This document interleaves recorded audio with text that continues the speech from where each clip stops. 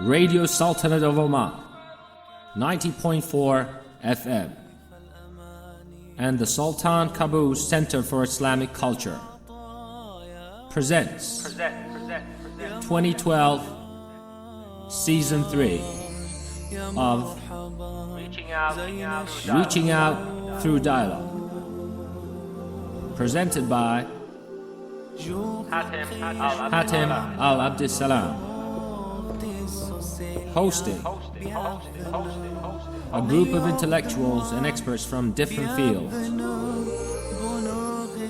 Don't miss the interesting discussions on science, comparative religion, culture, education, human behavior, and social issues. Reaching out through dialogue. Only in the holy month of Ramadan.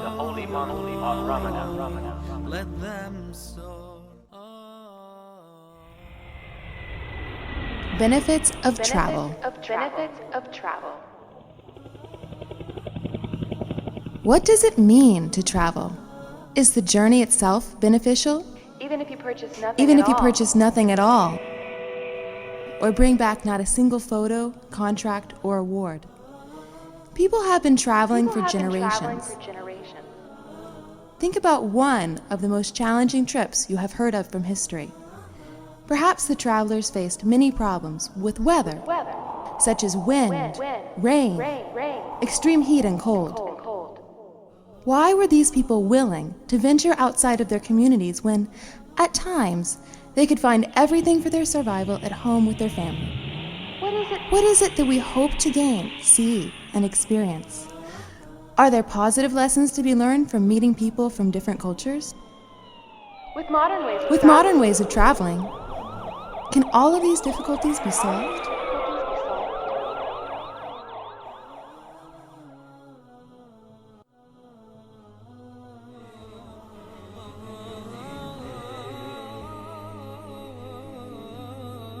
Bismillah ar-Rahman ar-Rahim. In the name of Allah, most gracious, most merciful. All praise be to Allah, the Lord of the heavens and the earth, and peace and blessings be upon His Messenger, Muhammad sallallahu alayhi wasallam. O Allah, grant us knowledge, wisdom and sincerity. Dear listeners, I salute you all with the salutation of the people of paradise. Assalamu alaikum wa rahmatullahi wa barakatuh. I am your host, Hatem Al-Abdissalam, and joining me in the studio today is our Honorable Sheikh Khalfan bin Muhammad Al-Aisri, a member of the State Council. Assalamu alaikum wa rahmatullahi wa barakatuh, Sheikh. Wa alaikum assalam wa rahmatullahi wa barakatuh. How are you today? Alhamdulillah.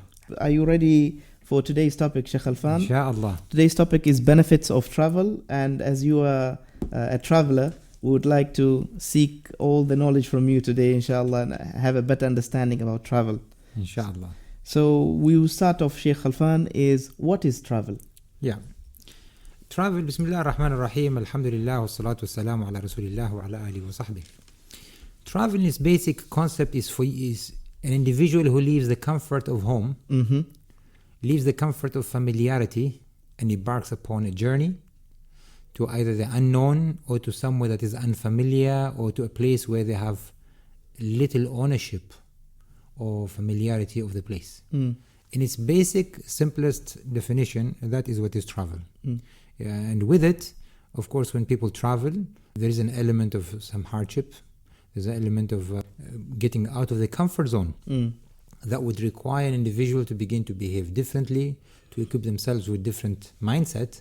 For the time they go there, they realize they're on a mission, whether it is for business, whether it is for seeking knowledge, whether it is there for pleasure, whatever it is, they realize they have a mission. And as such, the private comfort zone will not be there or guaranteed at all times. So basically, there are certain reasons why people travel in the first place, Sheikh Khalfan? Is that what you're saying? Indeed, yeah. Many reasons are there as to why people travel. The Holy Quran, Almighty Allah, calls upon people to move on this earth. قُلْ سِيرُوا فِي الْأَرْضِ. Go on this earth. فَانْظُرُوا كَيْفَ كَانَ. And look what has happened. And then he talks about different reasons. Talks about consequences, talks about lessons, talks about what other nations, civilizations, what happened to them, those who followed and those that didn't follow. So indeed, In traveling, there are always benefits. And unless people are not open to learning, then indeed they're going to experience some hardship. So with travel, priority number one is that people travel to seek benefits. Whether they are financial benefits, whether they are knowledge benefits, whether they are medical benefits, health benefits, whether it is just running away from the stresses of life to go and have some time out, to switch off, to wind down, all those to me are benefits. So indeed, people who leave their comfort zone are two types. Either what is driving them out, they are running away from pain, or they are seeking pleasure. Yeah, and that's the only time people leave their comfort zone. So we've talked about seeking pleasure, business, education, leisure, pleasure. Running away from pain, it could be running away from tyrants and persecution, running away from poverty. All those are reasons that push people away from their comforts to go and seek a living somewhere else, or to go and find a better place to be. People who don't have the security that we're talking about in one of the previous programs, people don't have the stability and security in their own land. They are forced to travel. They are forced to migrate from their country to go and seek somewhere else where the security for them and their families can be guaranteed. So indeed, the only time people travel or leave their comfort zone is either they are running away from pain or they are seeking pleasure in that travel, in that movement. But would you agree, Sheikh Khalfan, that in the olden days, people used to travel more because of the pain instead of the pleasure? Yes, in the past, indeed, because travel was a bit more difficult, there was a lot of hardship involved with it, and people only traveled when it was necessary. The necessity in those days demanded or commanded that people would only travel, because there, in the old days when people traveled, it was a lifetime risk. It was either survive or die. Yeah. And a lot of people, when they traveled, the way they said goodbye to their family, it was a farewell as if they're not coming back. So coming back was not a guaranteed. It was not guaranteed for them to come back safely. Today, with the luxury that we have, with the speed of travel, people can make many travels a day, and the distances have become shorter, and today people travel even without sweating. So would you assume that travel has increased at our time more than the past? Definitely. Recently I read in one of the articles is that at any one time on this earth, we have 500 million people on air. So imagine that number of people on air at any one particular time, with all these airlines moving on. It is a lot. So indeed, people are traveling. Either they just landed or they're just leaving, and so people moving a lot of times. But do you think the contribution of technology has played a big role in the increased number of travel? Indeed. Although today the means of communication are there as easier, people can have, for example, video conferencing, people can touch base without travel, but still, despite all that, sometimes as human beings we still want the face-to-face. And people enjoy traveling. Indeed. Wouldn't you agree? Yeah, because today travel doesn't have to be only associated with hardship. Some people, for example, combine business with pleasure.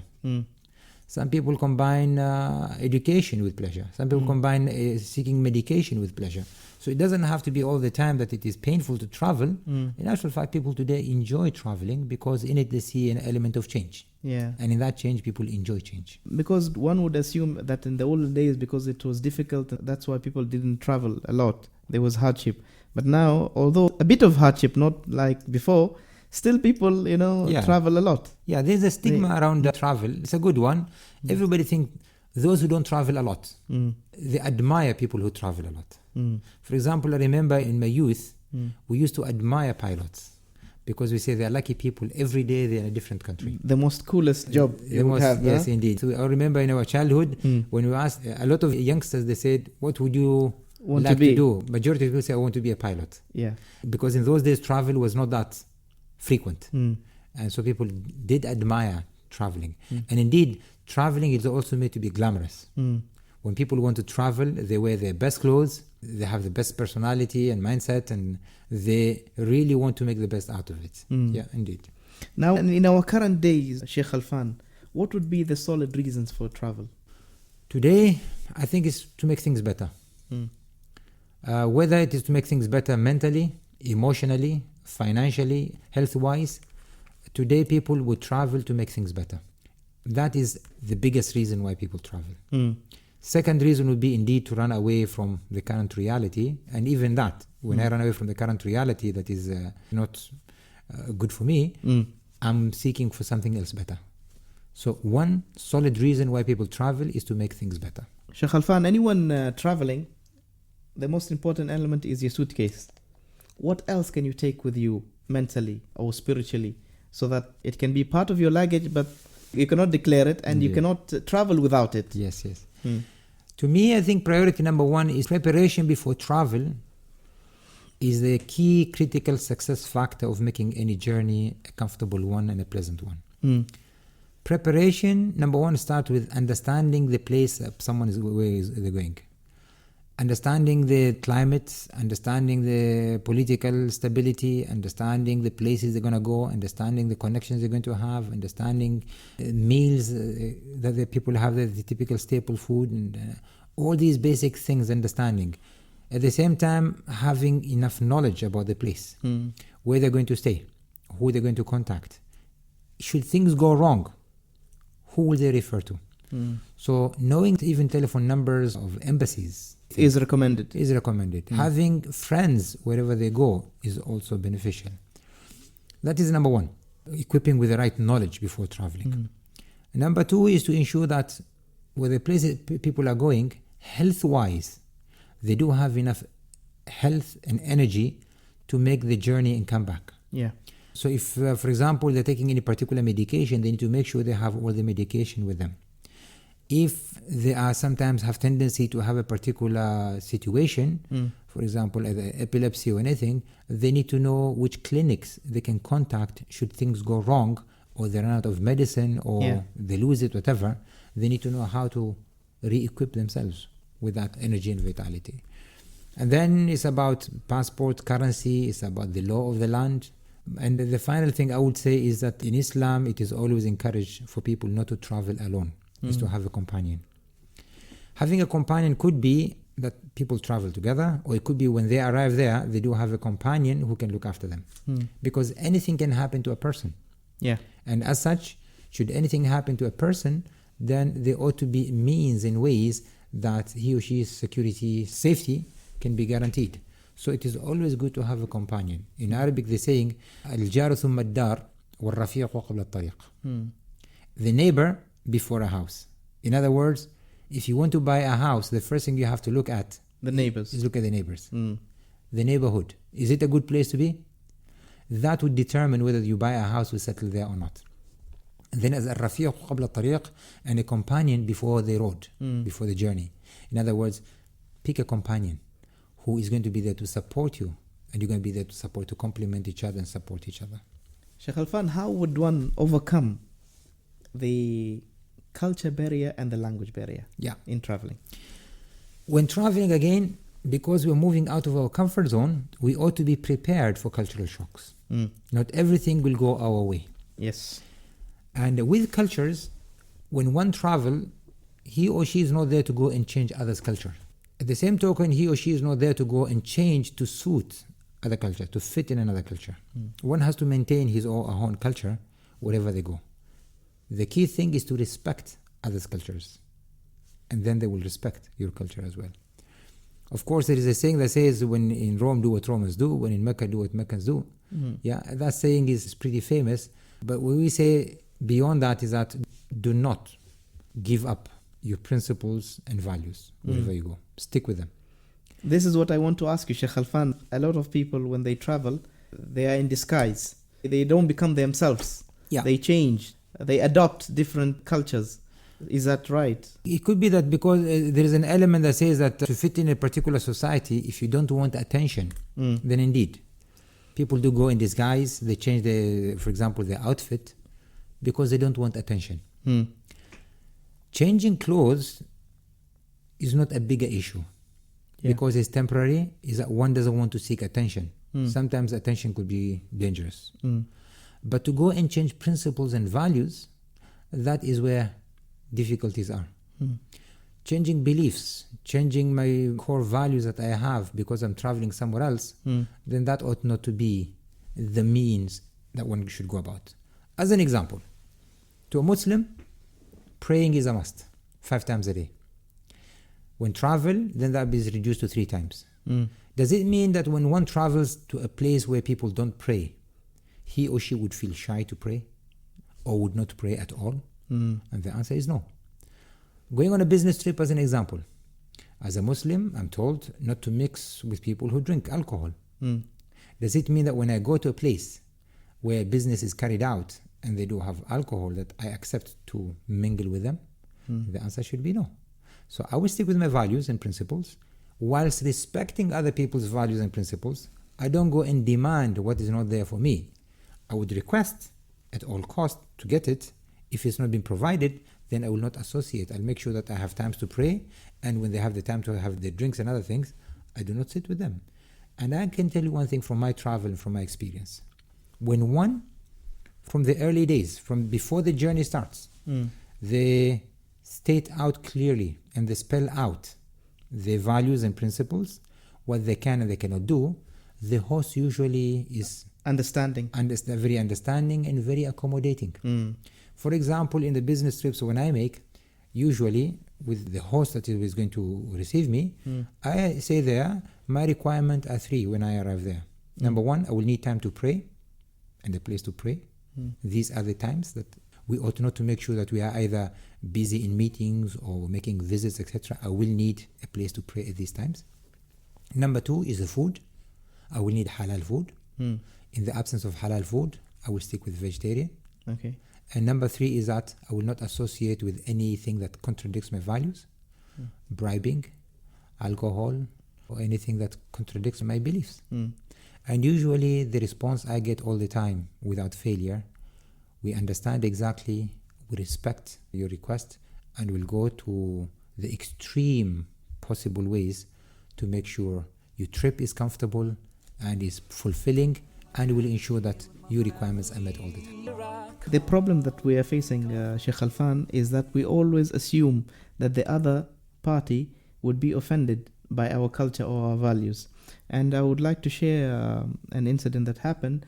I met a Japanese guy, and he told me that when the Japanese company, they started dealing with the Arab countries, they went through a 6-month course on how to deal with Muslims. And they were told that Muslims need to pray, Muslims don't eat pork, they don't drink alcohol. And then he told me that when we came and we started dealing with Muslims, we were confused because they drank and they ate pork and they didn't pray. So we were really confused. We didn't know how to deal with them. And we, as the Japanese nation, we respect people who respect their values. There you are. And he stated it very clearly that it's very, very important for us that people respect their own value. In that way, they would respect us as well. So I don't know why we have this confusion that if I be myself, then people would be offended. I would not cope. I would not mingle with the people if I am who I am. I'll answer that with another story. There was a Western company that wanted to employ a person who was an expert in a particular field. So they did an interview. And part of the interview, of course, they did ask personal questions about the person. And then this person was a Muslim, and he says, one of my requirements is that I will need time off during working hours to do my prayers. On Friday, I will need longer lunch break to go and do my Friday prayer. And the manager, the interviewer, wanted to test this person. Says, unfortunately, we cannot provide that for you. You will have to go by the hours of the company, and you will have to abide by the hours that we have here. And then you need to find ways to do whatever you want to do outside the working hours. And then the person being interviewed said, in that case, I don't think there is a mutual agreement between us. I will have to decline the offer and I will not take the job. So they concluded everything, and the person was leaving the hall knowing that he's not going to get the job. He's not going to get the job. Then the interviewer invited the person back and said, you know what? We were just testing you. You have just demonstrated to us you're a person of principles and values. And that is what we're looking for. If you are not going to betray your own principles and values, then you will not betray the principles and values of the company. And as such, we want people like you, and now you have a job. That's a wonderful story. So indeed, and that is what you talked about in one of the sessions, in previous sessions, is that يَا أَيُّهَا الَّذِينَ آمَنُوا لَا تَخُونُوا اللَّهَ وَالرَّسُولَ وَتَخُونُوا أَمَانَاتِكُمْ وَأَنْتُمْ تَعْلَمُونَ. Do not betray Allah's trust and His Messenger's trust, In the process, you betray your own trust. And indeed, many organizations that do business, they do their due diligence, and the first thing they want to see, how credible is this person with values and principles. They usually test the person's own principles and values. If they betray their own principles and values, then they say this is not a person to trust. If he's betraying himself, naturally he's going to betray us. If he betrays his own values, naturally he's going to betray our values. As such, the person is no longer trusted, and even though they do business, but they do business with caution. There is no blind faith and trust that is available there all the time. Sheikh, I have a lot of respect for the Asian nations and cultures because they really respect their culture and their beliefs. Wherever they go, anywhere in the world, you find them the same. They dress the same way, they speak the same way, they eat the same food. And I wish that Muslims would adopt the same thing and, just be proud of who you are. No, indeed, yeah. You have the Asian cultures, you have the Western culture. Even the Westerns do have their own values and they go by it and they stick with it. Muslims, we do have different categories. We do have people who are proud of their values and do have people who are less proud. And to those who are less proud, we say, why are they less proud? The question is, why are they less proud? And the answer behind it is that they have not appreciated what they have. Yeah. And there is an element of the inferiority complex, feeling that if I am not like others, then I may not be accepted. And the answer is that no, you are unique. In your uniqueness, you can prevail, you can shine, and indeed be proud of it. And sometimes it could be that because of the hype in the media, that Islam has been labeled as the religion of terrorism, fundamentalism, and extremism. And sometimes people, because of what has happened in the media and what has happened in the political background, people are scared that they may be harassed, they may be terrorized, they may be because of their belief. And yes, sometimes that happens in other countries. Nevertheless, one should not go and cross the barrier of values. I believe the best way and the best people are the people who stand still and firm to their values and principles. I can change my approach, but you should not change my values and principles. Sheikh, the next question is, can traveling be harmful? And this question is split in two. Harmful in the sense of the intention for the traveling in the first place. So you're traveling to do something bad. And the other thing is harmful in the sense of what you just mentioned, being harassed. Yes. Of course, traveling is a risk. A risk as it is, all starts with an intention. Why am I traveling? If I'm traveling to go and do harm to myself and others, then definitely I'm a loser. Short gains as may get from the trip, but eventually I become a loser. It's another risk that if people travel without preparation, they can also, although the good intentions of traveling, but if they're not well prepared, they could find themselves being harmed. So yes, there are many cases where people travel, either they get stranded, or they get ripped off, or they get robbed, or they get harassed, or they get betrayed, or people who travel and then they get misled, and in the process they come back with a bigger loss than they have traveled. All of these are things that happen, and in Arabic there is a saying, قانون لا يحمي المغفلين. Law does not protect those who are ignorant. And so one needs to realize, why are they traveling? And travel has to be only for good reasons. Of course, in our society, being a modest society, sometimes the youth say, because I've been denied of my full freedom and other countries have got open freedom, I'm going to go and seek that freedom, open freedom for a while, and then come back. For example, they go to enjoy the nightlife, they go and enjoy what is forbidden in either in Islam or in this culture. It's a personal decision people make.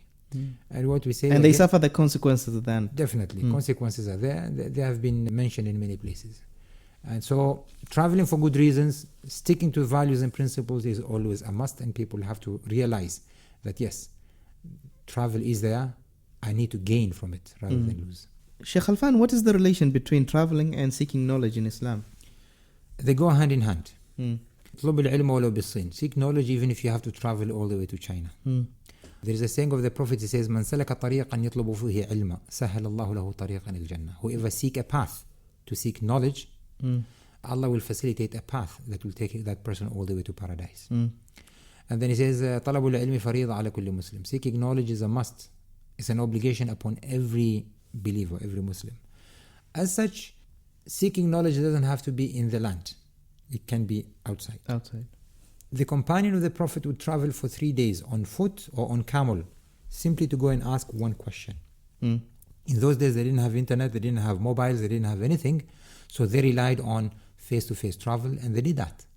Which means that people who want to seek knowledge, and that knowledge is not available locally, such people need to be supported to ensure they're going to seek that knowledge, they would acquire that knowledge and come back and be useful citizens to themselves and to others.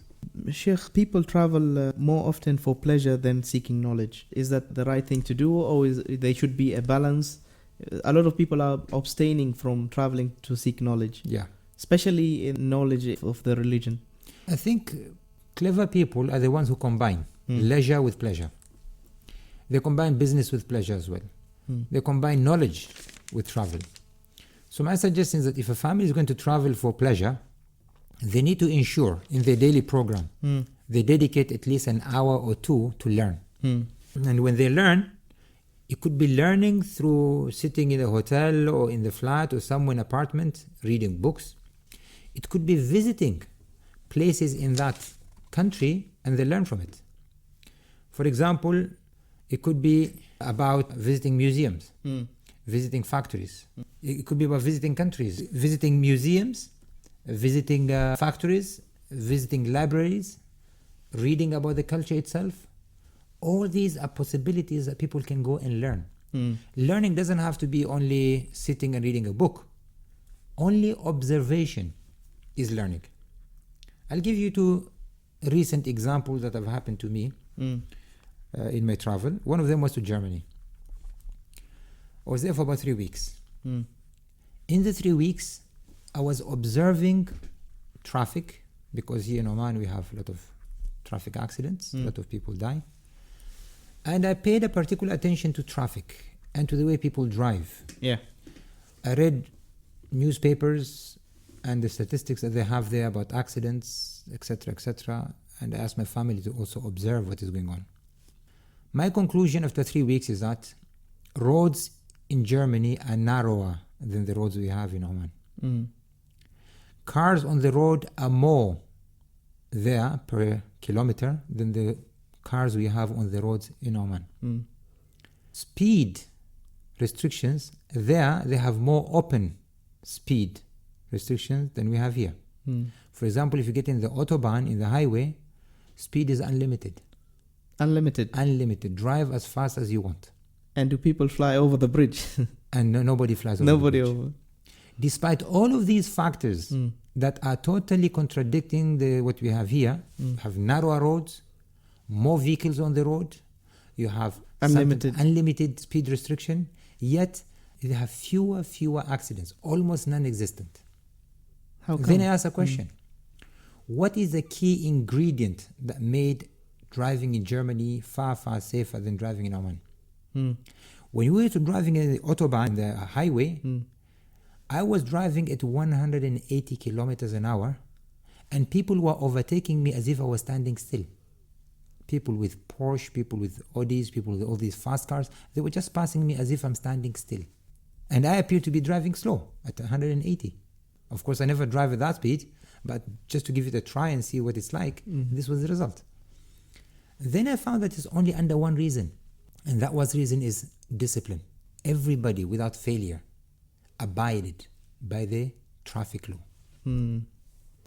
Where when they were in a place where they cannot overtake, they would not overtake.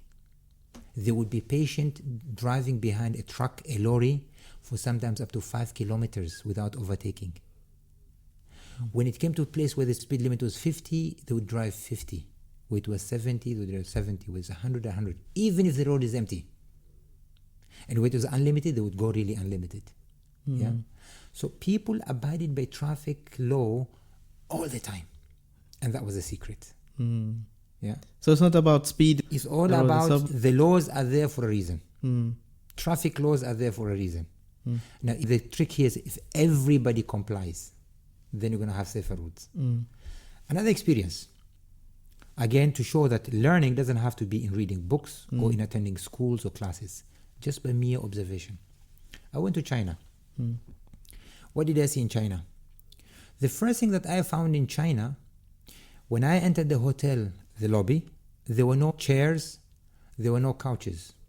You come to hotels here in Oman, they are full of these sofas and etc. People sit. So that's the first observation. I said, maybe it's only this hotel. Then I visited a few other hotels. To my surprise, almost all of them didn't have any couches, sofas, chairs and other things. So I didn't ask a question. I just wanted to observe, why is this phenomenon? Then we went to the public places.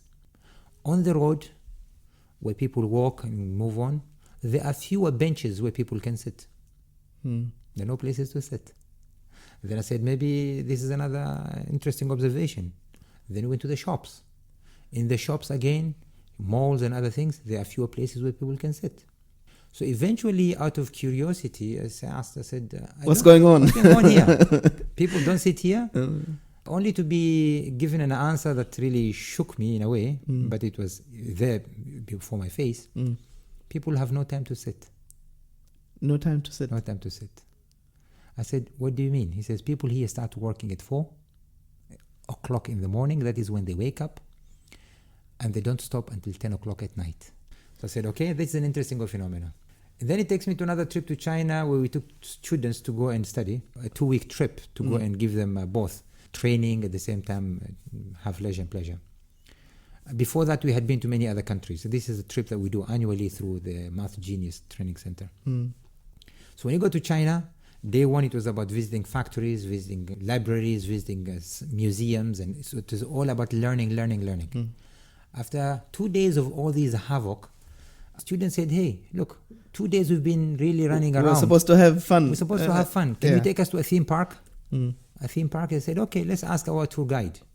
We said, we would like to take our students here, and the ages between 10 and 17. They want to go to a theme park. They said, what is a theme park? We said, it's a place where you have toys and games.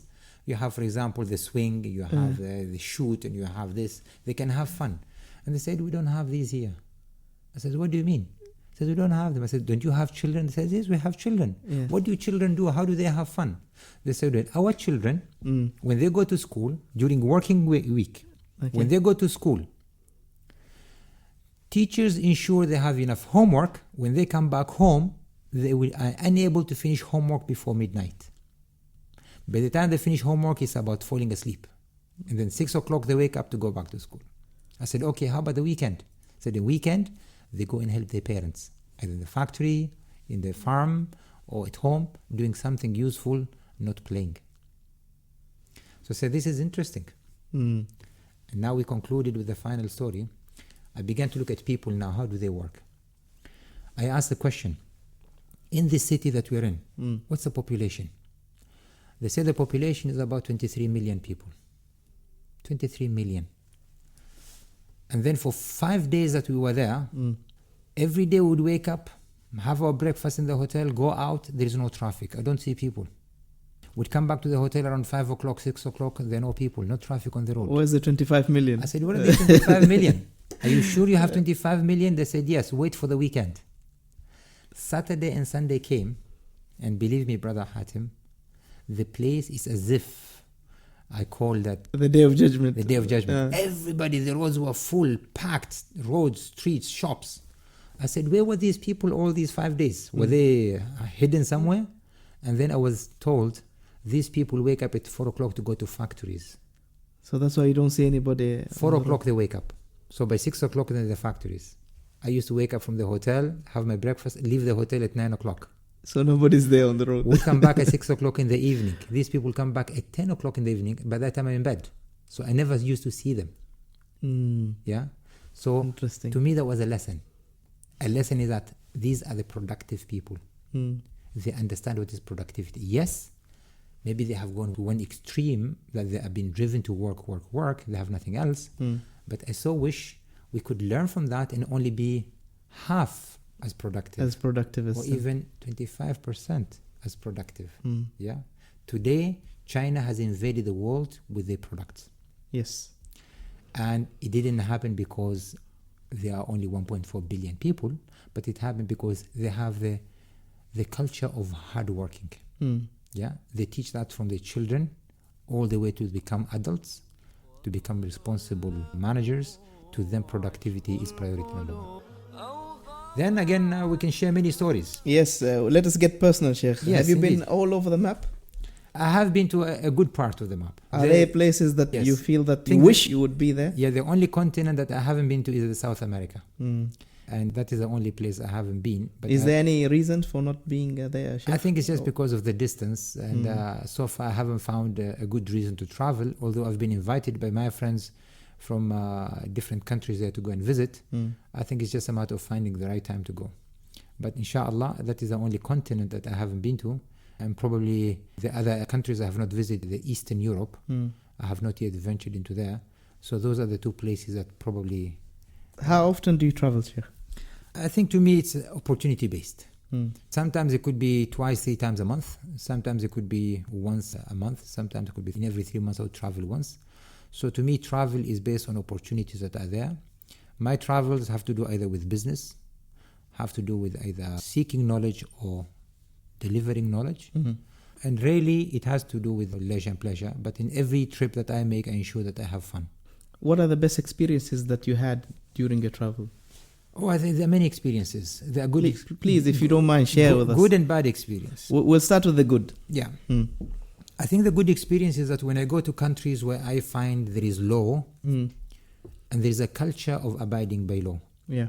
such countries I enjoy.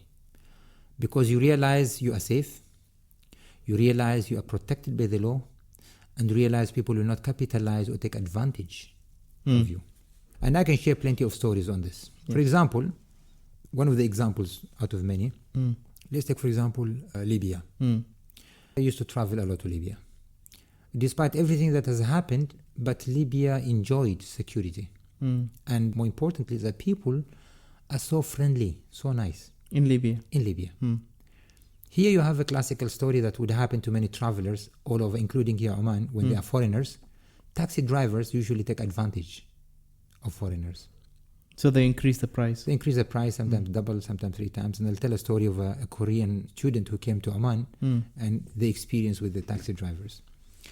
So here you are, I had to take a taxi from one end of a city, Tripoli, to the other end. And then I had to make a trip back. So basically I needed to go from where we had the business meeting to the accommodation, and then in half an hour I had to come back. So I took a taxi and I negotiated with the taxi driver. I said, look, I need to go to this place. Can you take me? He says, well, it's a bit out of place, but I will take you. So went all the way there. And then I asked, how much is it? And he told me only 3 dinars. 3 dinars is about $1.50. He knew that I was not from there. He knew I was a foreigner, but he just charged me the basic price because I did ask my host what should be the cost. So I knew already how much it was. I said, are you willing to wait for me for half an hour or 15 minutes? You can drive me back. He says, by all means, I'll wait for you. So he was waiting outside. I went inside, took my papers and everything, and we drove back. And then I asked, now, okay, I need to pay you again. He says, yes, it's another 3 dinars. I said, but you waited for me. He says, yes. I don't take advantage of that. MashaAllah. There you are. Because there is a law, there is a culture of treating everybody the same. People didn't take advantage. Same would go for maybe Europe, Singapore, Japan, other places. They treat you as who you are. When you go to places like these, you know you are safe, you're not being ripped off, you're not being taking advantage. I will mention another country without mentioning the name. You mentioned the story before that, the story of the Korean student. Yeah, the Korean student. Students from a Korean university wanted to come and experience life in Oman as part of their education. And this story was narrated to me by the Omani ambassador in Korea, who is a friend of mine. He says when students, before coming here, he invited the students to the Omani embassy in Korean Seoul, and he gave them a brief history about Oman and introduction to Oman. And he says He said to them, I'd be interested on your impression when you come back from Oman. What have you seen? So you'd let me know. So students came here and spent about a month or so in the university and other places, etc. And then they went back.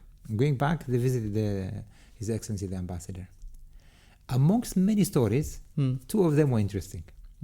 He says, Oman is beautiful, people are nice, wonderful people, etc. But amongst the things that shocked us, they mentioned two. One of them, they said, in Korea, students pay to go and learn. And they pay sometimes a lot of money to go and seek education.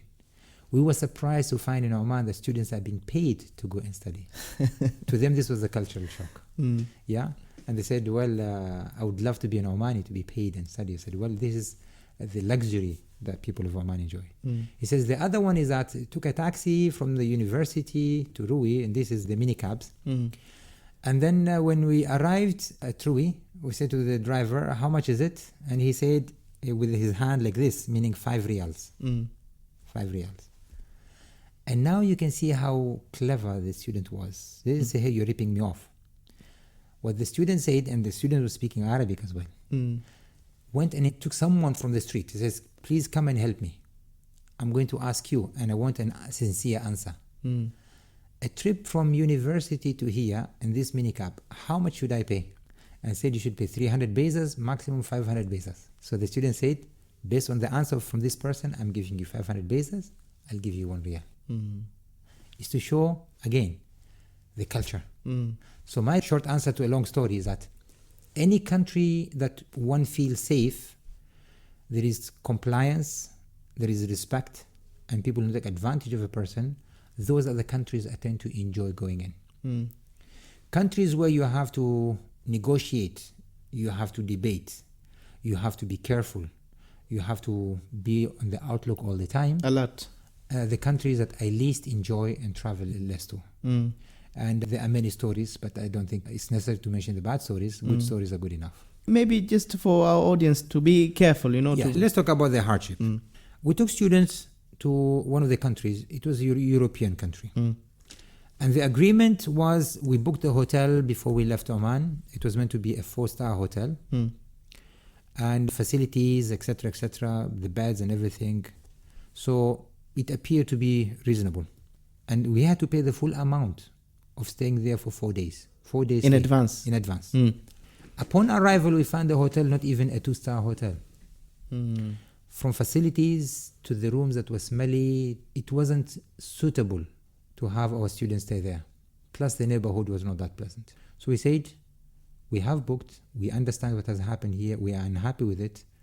Because we have arrived here today, and today is already gone, without us staying here, we're willing to pay for 1 night, but we want to cancel the booking. All hotels all over the world, if you give them 24-hour notice, they accept. This place, they refused to pay us back. And you can imagine we're talking about 50 people. So 50 people is a lot of money. So they refused. So we said, in that case, we're going to find another hotel. And because we don't speak the language, we relied on the translator. And the translator was the receptionist. The receptionist was speaking in the language of the land, which we didn't understand, but in the process, he was making it difficult. He was saying that we have these troublemakers, etc. So eventually, we couldn't find the hotels that would accept us. Then we realized maybe there is something going on. It's impossible for a big city like this that there are no hotels available. So we decided to go in search our own. Took a taxi and began to visit hotels, etc. Eventually found a hotel with the help from the embassy of Oman, a consulate, to find a hotel. Then we had to hire a bus that would take us. Normal rent for a bus to shift from one place to the other for an hour, let's say, for example, it was about 100 riyals maximum. This person was asking for 500 riyals. Again, taking advantage, realizing these are foreigners. And they need? They need. So where stories like these happen, usually I avoid visiting that country unless there is a host waiting for me there and will take care of the matter. And everything is prepared. And I will not interact with the locals. So there is someone that I trust who will interact with the locals on my behalf. And to such, my travels are minimal, only based on necessity. So my simple advice to people who want to travel, before you travel. Understand why you want to travel. Understand the positive and the negative of that place. Make sure you keep to the right places and you avoid the bad places. Realize people may take advantage of you, and ensure you have a trustworthy local who can really look after you in case things go wrong. Make sure you have the right contact numbers. Make sure you can look after your health, you can look after your money, you can look after your travel documents to ensure that you are staying there legally and you can live there legally without any harassment or any difficulties. Sheikh Alfan, do you feel that you're a better traveler now than 10 years ago? Definitely. Every travel brings new lessons. In my life, pickpocketers, I always avoided them. But again, despite me being diligent, I admit I was once a victim of a pickpocketer. It happened in a place I least expected. And as a result, I learned a lesson. Yes, I cannot lower my guard wherever I go. And one has to be careful all the time. Was there a funny experience, Sheikh Alfan, in a country that you always remembered? Yes, I think the funny stories have to do with my looks. With the beard that I have and wearing the white dish dasha and the white turban. So when you travel, you look the same? I look the same. Most of the time I try to be the same, unless the weather doesn't permit. So here's a story, for example, that happened to me in UK. It was approaching winter, so it was a little bit cold. And I was in one of the underground, and we were changing from one train to the other, from one platform to the other. And in between you have these long corridors. And usually have these people who either play music to earn a living. So there was one guy there sitting there who was playing a guitar. And everybody in UK, I don't know why, they always dark clothes. So most of the time it's black. So you can imagine a group of people leaving a train, all of them wearing black, and amongst them is only one person who wears white. So as the person was playing a guitar, I think the edge of his eye caught a white thing. So suddenly he turned his head and looked at me with shocking eyes, and he focused on me. And I think the guy was a bit stoned. In other words, he was into some drugs. So he changed his song and he began to say, "I can see the Holy Messiah coming." The Holy Messiah is coming from the crowd, and he must be my savior, and he's going to take me. So as I approached, he was really talking to me as if I'm there as a savior, as the Messiah coming to take him. Because the only time they see people wearing white robes is either the Pope or the saints, or it's a biblical image. So I think he truly believed that I was there to come and rescue him. I hope he wasn't disappointed. Unfortunately, he was, because the whole crowd that was walking with me, they all laughed because they saw that to be a funny story that has happened. It's a mixed identity, a mistaken identity that has happened. So I think that is one of the funny stories. Children usually enjoy. What I like is that with cultural shocks, two people cannot hide their cultural shock. Children and the elderly. Whenever they see something that is unfamiliar to them, they express their shock. So usually when we travel, I have my friends walking with me. My friends usually have the better fun because they can see how people focus on me. And they can see the shock people have when they see me. But other than that, I think it's all in good faith and it's all in good spirit. What about airports, Sheikh? Oh, with the airports, again, it's a different story. Before September 11, I was considered to be a holy man. Okay. Of course, after September 11, a mistaken identity, they mistaken me for somebody else that was wanted for, I don't know, for $25 million. And every time, of course, I would go through that screening to ensure that I'm not the person. You were a pleasant guest with them. Yes, indeed, But after we clarify and they realize that I'm an Omani, and that is one thing I think we have to say with absolute pride. An Omani, wherever Omani went, when people realize this is a person from Oman, usually a lot of respect and reverence is given to that person. Once people realize we are from Oman and they know the country Oman, peaceful as it is, usually you don't get any difficulties. So being an Omani, I'm really proud for who I am. Any last word, Sheikh, for the people who are willing to take on traveling and, enjoying it to the maximum?